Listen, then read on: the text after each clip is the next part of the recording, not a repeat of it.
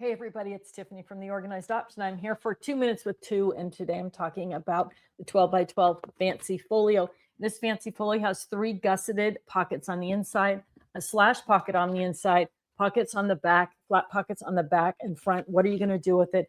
It's the perfect way to organize things like paper and scraps by color, by theme, by sentiment. The middle section works as the perfect file folder for holding your full-size sheets of paper, but you've got those kits to organize the scraps.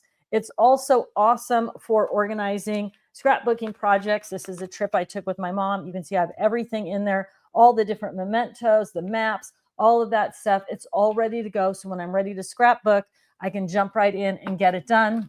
And then this is also a great way to contain an entire collection of products. So whether it's stickers, dies, stamps, embellishments, it doesn't matter if they're dimensional or not. They're going to fit all perfectly in the 12 by 12 Fancy Folio. And again, you can see I'm using the center section as a file folder, and that is holding my full sheets of 12 by 12 paper. So once you've got your Fancy Folios, how are you going to store them? They are going to fit flawlessly in our 12 by 12 paper handle-it, right? You're going to love it that way.